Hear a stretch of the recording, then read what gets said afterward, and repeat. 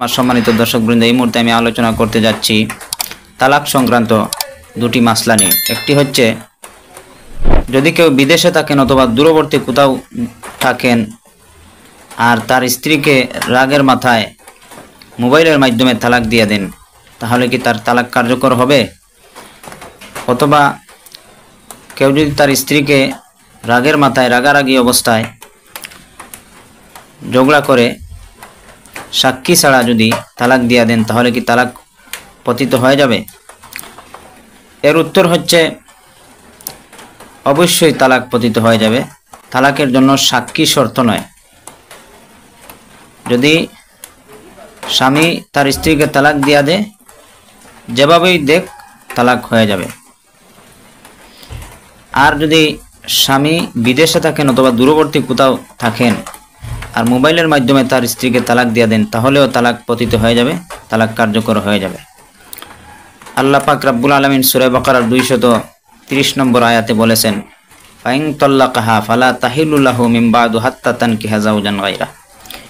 এক তালাক অথবা দুই তালাক দেওয়ার পরে স্ত্রীকে আবার ফিরিয়ে নেওয়া যায়, কিন্তু 3 তালাক যখন পতিত হয়ে যাবে তখন আর স্ত্রীকে ফিরিয়ে নেওয়া যাবে না, যতক্ষণ পর্যন্ত অন্য স্বামীর ঘরে না যাবে।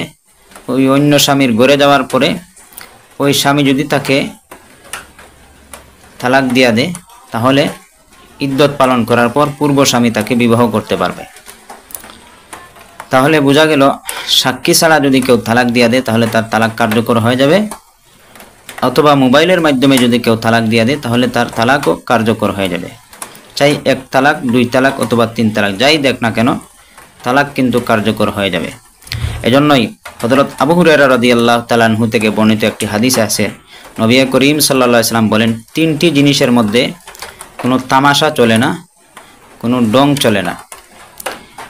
একটা হচ্ছে নিকাহ অর্থাৎ বিবাহ, আরেকটা হচ্ছে তালাক, আরেকটা হচ্ছে রাজাত। কেউ যদি তার মেয়েকে উপহাস করেও বিবাহ দিয়ে দেয় তাহলে বিবাহ হয়ে যাবে। কেউ যদি তার স্ত্রীকে 1 তালাক 2 তালাক দেওয়ার পর আবার ফিরিয়ে নেয়, উপহাস করে নিলেও তার স্ত্রী ফিরিয়ে নেওয়া হয়ে যাবে। কেউ যদি তামাশা করে তার স্ত্রীকে তালাকের কথা বলে ফেলে, তাহলেও তালাক কার্যকর হয়ে যাবে। এজন্য আমার সুপ্রিয় দর্শকবৃন্দ, তাহলে কোরআনের আয়াত এবং হাদিসের মাধ্যমে আমরা কি বুঝতে পারলাম? কেউ যদি সাক্ষীবিহীন তার স্ত্রীকে তালাক দিয়ে দেয় অথবা মোবাইলের মাধ্যমে তার স্ত্রীকে তালাক দিয়ে দেয়, তাহলে চাই হাসি তামাশার মাধ্যমে হোক, ইচ্ছায় হোক অনিচ্ছায় হোক, তালাক ওয়াকে হয়ে যাবে। আশা করি আমার এই দুটি মাসলা আপনাদের বুঝে আসবে।